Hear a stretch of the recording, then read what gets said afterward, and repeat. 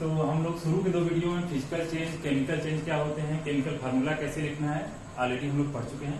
आज हम लोगों का टॉपिक है केमिकल इक्वेशन को बैलेंस करना। केमिकल इक्वेशन को हम लोग बैलेंस क्यों करते हैं?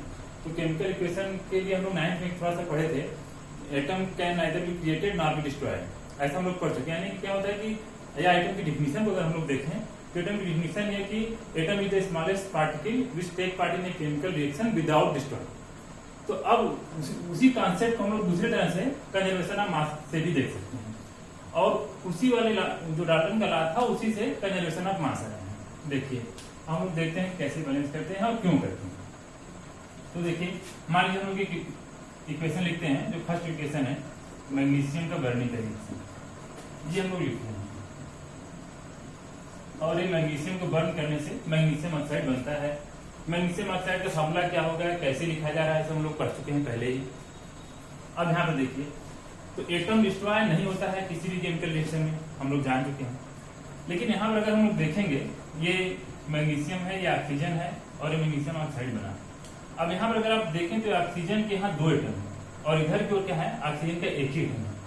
तब तो यहाँ पे ऐसा लग रहा है कि ऑक्सीजन का जो एक एटम है वो डिस्ट्रॉय हो गया, लेकिन ऐसा होगा नहीं।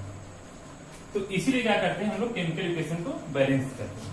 तो इसी से हम लोग ये कह सकते हैं कि जो केमिकल रिएक्शन होगा उसमें जो होगा मास कंजर्व होगा, यानी कि नंबर ऑफ एटम जो होंगे ईच एलिमेंट के, जो राइट साइड या रिएक्टेंट की साइड होंगे उतने ही प्रोडक्ट के साइड होने चाहिए। अब इसको हम लोग, तो यहाँ पे देखिए जैसे ये है मैग्नीशियम, तो एक है ऐसे, तो इसको हम लोग बैलेंस करेंगे। तो बैलेंस करने के बहुत सारे तरीके हैं, लेकिन हम लोग 10th लेवल पे हीट एंड ट्रायल मेथड से करेंगे। एक चीज और यहाँ पर हम लोग ये भी जानना पड़ेगा कि जैसे हम लोग रिएक्शन लिखे हैं मैग्नीशियम का ऑक्सीजन के साथ रिएक्शन, तो कोई भी रिएक्शन ऐसा है नहीं कि अनायास हो जाती है। हर एक रिएक्शन की अपनी एक कंडीशन होती है। जैसे इसको है, या मान लीजिए हम पेपर लिए हैं, ये मार्कर है, ये बोर्ड है, तो बर्निंग का मतलब हम लोग पहले चैप्टर में पहले जो लेक्चर हम लोग समझे थे कि बर्निंग का मतलब हुआ कि जलाना उसको। तो ऐसा नहीं है कि ऑक्सीजन है और यहाँ पे पेपर है तो जल जाएगा, यहाँ पे मैग्नीशियम है ऑक्सीजन है तो जल जाएगा। एक पर्टिकुलर कंडीशन होगा, उसी कंडीशन में कोई रिएक्शन होता है। जैसे फॉर एग्जांपल यहाँ पर, तो यहाँ पर अगर हम लोग हीट देंगे तब जाके रिएक्शन होता है। या दूसरा एग्जांपल जैसे मान लीजिए अगर मेथेन है, तो मेथेन को अगर जलना है तो मेथेन गैस है और ऑक्सीजन है, तो ऐसा नहीं कि मेथेन गैस जलने लगेगी।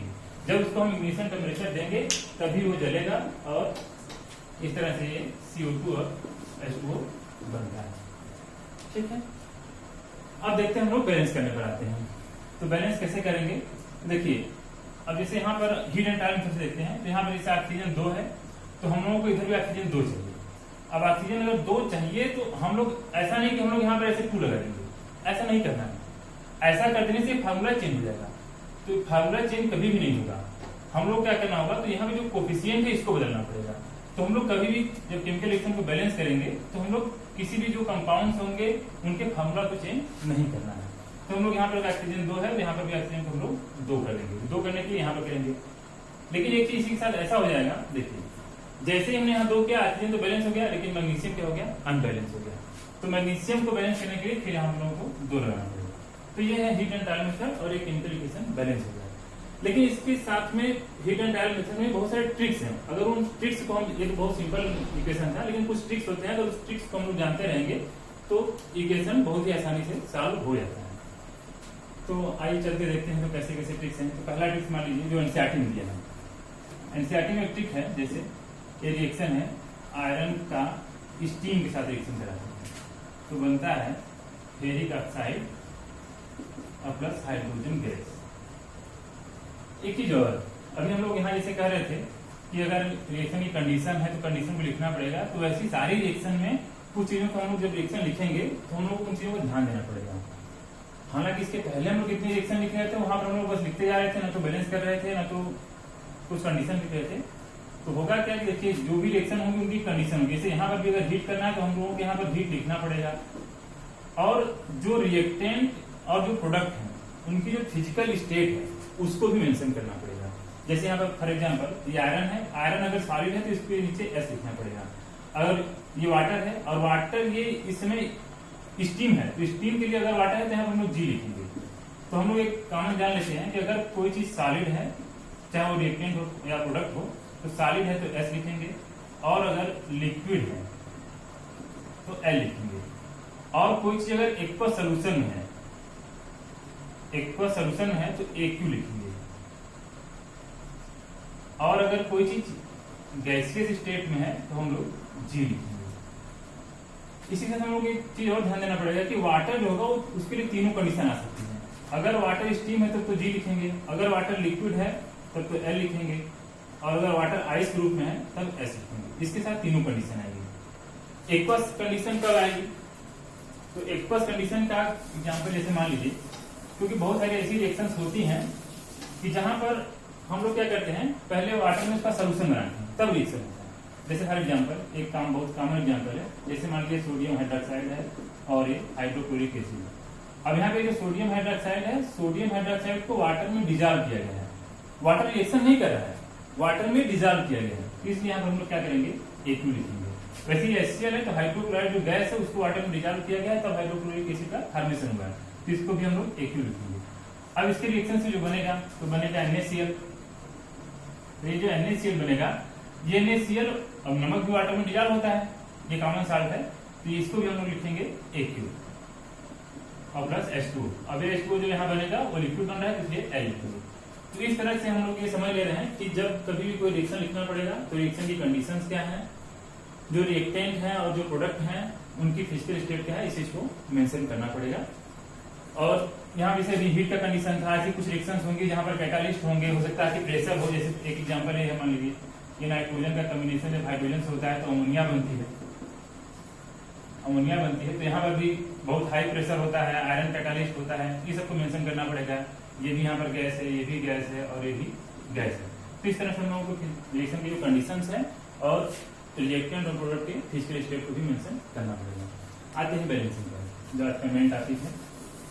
हालांकि ये सभी जरूरी बेसिक चीजें हैं। बैलेंसिंग के लिए हम लोग एग्जाम्पल उठाते हैं, जो एनसीईआरटी का पहला एग्जाम्पल,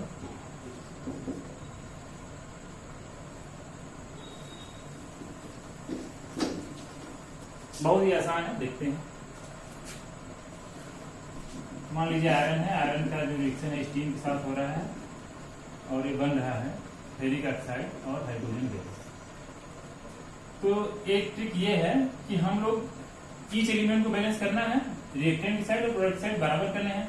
हम लोग क्या करते हैं, वहां से शुरू करते हैं जिस कंपाउंड में पर्टिकुलर जो एटम हो उसका नंबर सबसे ज्यादा हो, पहले उसको बैलेंस करते हैं। जैसे यहाँ पर देखें तो यहाँ पर ये जो कंपाउंड इसमें नंबर ऑफ एटम सबसे ज्यादा है, उसमें भी ऑक्सीजन सबसे ज्यादा है, तो हम लोग क्या करेंगे, पहले ऑक्सीजन को बैलेंस करेंगे।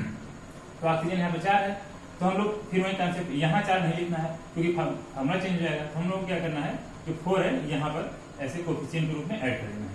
तो ऑक्सीजन यहाँ 4 है, इस ऑक्सीजन का मल्टीप्लिकेशन 4 का मल्टीप्लिकेशन इसमें होगा, ये भी 4 हो गया, तो हमारा क्या हो गया, ऑक्सीजन बैलेंस हो गया। आयरन को देखते हैं, अब आयरन 3 है और यहाँ पर, तो यहाँ पर ऐसे 3 लगा देंगे, आयरन बैलेंस हो गया और क्या बैलेंस हो गया, ऑक्सीजन बैलेंस हो गया। हाइड्रोजन, एक चीज और यहाँ पर हम लोग ध्यान देंगे कि जब कोई जो एटम है अपने एलिमेंटल फॉर्म में, जैसे यहाँ पर हाइड्रोजन है तो ये हाइड्रोजन है या ऑक्सीजन हो या नाइट्रोजन हो, ऐसा कुछ है तो उसको सबसे लास्ट में बैलेंस करते हैं। ऐसा इसलिए करते हैं कि देखिए, अगर जैसे हम लोग यहाँ 4 ऐड कर रहे थे, इंटू कर रहे थे, तो 4 के ऐड करने से ऑक्सीजन तो बैलेंस हो रहा था, लेकिन जो हाइड्रोजन था वो अनबैलेंस हो रहा था। आप इसको सबसे लास्ट में करेंगे इसलिए क्योंकि यहाँ पर जो भी लिखेंगे तो केवल इसी का नंबर घटेगा, बढ़ेगा। तो इसलिए हम लोग क्या करना है कि जो एलिमेंट है उसको सबसे लास्ट में करना है। तो यहाँ पर हम लोग देखते हैं, तो यहाँ पर हाइड्रोजन यहाँ पर कितना हो गया, 8 हो गया, तो यहाँ पर हम लोग 4 ऐड कर देंगे, तो इक्वेशन हमारा बैलेंस हो गया। तो ये तो सबसे सिंपल ट्रिक है। हालांकि हम लोग ऐसे ट्रिक का ना यूज करके अपने कॉमन सेंस भी लगाकर कर सकते हैं, लेकिन सब ट्रिक्स होंगे तो जल्दी हो जाएगा। दूसरा एग्जाम्पल देखते हैं, ये ट्रिक 1 था, हमारी तरफ से ट्रिक 1 था। ट्रिक 2 में क्या करना है, अगर कोई केमिकल इक्वेशन लिखा है उसमें ऑक्सीजन है, नाइट्रोजन है और हाइड्रोजन है, अगर वो 8 नंबर में है तो उसको हम लोग क्या करना है, इवन कर लेना। अब हम ये नहीं कहें कि 8 नंबर में है, इवन कर लेंगे तो केमिकल इक्वेशन बैलेंस हो जाएगा, लेकिन बैलेंस करने में आसानी हो जाएगी। जैसे फॉर एग्जांपल देखिए, मान लीजिए हम लोग अमोनिया का फॉर्मेशन का लिखते हैं, ये हैबर प्रोसेस से अमोनिया का फॉर्मेशन होता है, ये अमोनिया बना, ठीक है। अब यहाँ पर देखिए, यहाँ पर हाइड्रोजन है, कैसे है, 8 नंबर में। तो 8 नंबर में इसको इवन करने के लिए हम यहाँ 2 कर दें, तो जब 2 कर दिए तो नाइट्रोजन और हाइड्रोजन दोनों ही 8 नंबर में थे, इवन हो गए। अब इधर क्यों आते हैं, तो इधर पे जब आएंगे तो देखिए हाइड्रोजन यहाँ कितना हो गया है, ये क्यों हमने क्या किया, 8 से इवन किया, अब बैलेंस करना शुरू करेंगे। तो ये देखिए 6 हाइड्रोजन है, तो यहाँ पर हम लोग 3 कर दें तो हाइड्रोजन बैलेंस हो गया, नाइट्रोजन यहाँ 2 है बैलेंस हो गया। इस तरह से एक और एग्जाम्पल देख लीजिए। मान लीजिए हाइड्रोजन सल्फाइड गैस जो है उसकी बर्निंग करते हैं, उसकी जब बर्निंग करते हैं तो वाटर बनता है और सल्फर डाइऑक्साइड गैस बनता है। अब यहाँ पर भी देखिए, तो यहाँ पर देखिए सल्फर, यहाँ पर ऑक्सीजन है तो यहाँ पर 8 नंबर में है, इसको हम लोग क्या कर लें, इवन कर लें। और जब इसको इवन कर लिए और यहाँ पर देखिए सल्फर है, ऑक्सीजन है, तो यहाँ पर भी हम लोग क्या करें, इसको भी सल्फर को भी 8 नंबर में इवन कर लें, 2 कर लें। तो अब देखिए तो यहाँ हाइड्रोजन कितना हो गया, 4, यहाँ पे क्या कर दें 4, हाइड्रोजन 4 हो गया, सल्फर यहाँ 2 है, यहाँ भी सल्फर 2 हो गया। अब हम लोग पहले ही पढ़े हैं कि जो एलिमेंट है उनको सबसे लास्ट में करना है, तो यहाँ ऑक्सीजन एलिमेंट के रूप में है। अब यहाँ पे जो भी घटाएंगे बढ़ाएंगे इसके अकॉर्डिंग घटा बढ़ा लेंगे। तो यहाँ पर देखिए ऑक्सीजन कितना है, 2 ये है और 4 ये, 6 हो गया, तो यहाँ पर हम लोग 3 कर लेंगे। तो इस तरह से हम लोग का केमिकल इक्वेशन बैलेंस हो गया। अगला देखते हैं, ये दो तो बहुत कॉमन है, आप सब लोग जानते ही हैं। और एक है जो लास्ट वाला है वो थोड़ा सा मैथमेटिकल है, देखते हैं ये कैसे है।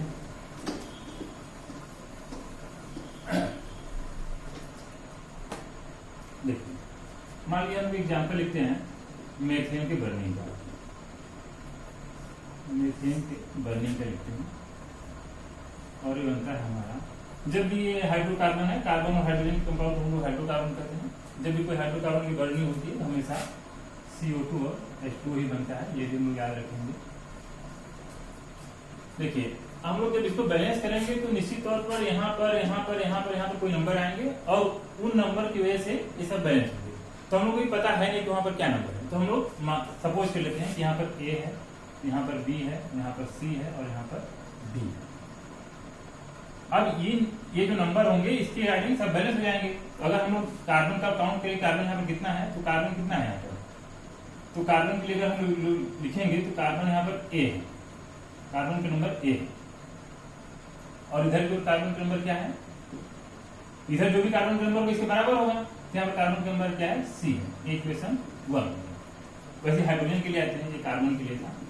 अब हाइड्रोजन के लिए देखते हैं, हाइड्रोजन के लिए देखिए यहाँ पर हाइड्रोजन कितने हैं, 4 into A है, तो 4A इक्वल टू कितना है, इधर देखिए हाइड्रोजन यहाँ पर है 2D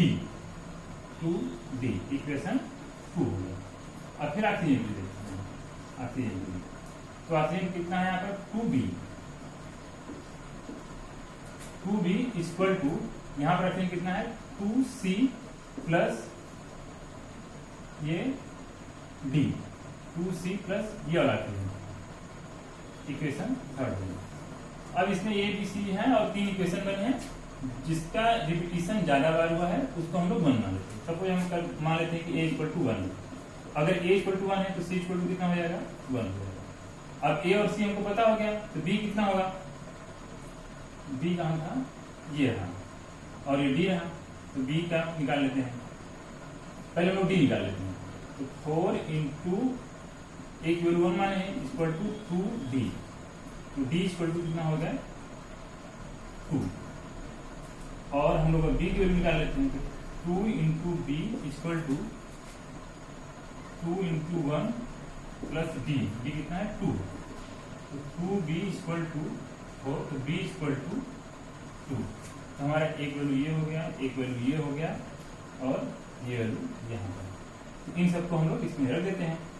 तो A की वैल्यू हमारी है 1, तो CH4 यहाँ पर 1 रहेगा, लिखेंगे नहीं, प्लस B की वैल्यू कितनी आई है, B की वैल्यू 2 है, तो 2O2 gives, C की वैल्यू 1 है, CO2 प्लस D की वैल्यू 2H2।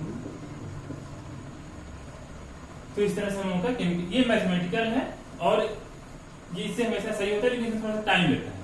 तो टाइम अगर जब इक्वेशन नहीं आ रहा तो हम लोग इसका यूज करेंगे, नहीं तो रिटर्न टाइप से करेंगे। कुछ और एग्जाम्पल देख लेते हैं। अब एग्जाम में क्या होगा कि देखिए ये सब तो हम लोग डायरेक्ट फार्मूला, से मेथेन था तो हमने मेथेन में डायरेक्ट फार्मूला लिखे हैं, लेकिन एनसीईआरटी में आप जब देखेंगे क्वेश्चन नंबर 5 से, तो आप लोग देखेंगे कि बहुत सारे वर्ड इक्वेशन है। तो वर्ड इक्वेशन को पहले हम लोग को ऐसे फार्मूले के रूप में लिखना है, उसके बाद बैलेंस करना है। तो बहुत सारे वहीं पर ज्यादातर स्टूडेंट फंस जाते हैं, क्योंकि 9th में हम लोग फार्मूला लिखना सीखे थे, वो भूल गया है। हालांकि हम लोग इसके पहले वाले वीडियो में देखे थे कैसे फार्मूला लिखना है। तो ये एग्जाम्पल हम लोग लेते हैं। देखिए, मान लीजिए क्वेश्चन नंबर 5 का जो C or D option D question है, उसमें है कि एल्यूमिनियम सल्फेट का रिएक्शन होता है बेरियम क्लोराइड से, बेरियम क्लोराइड से, तो बनता है एल्यूमिनियम क्लोराइड,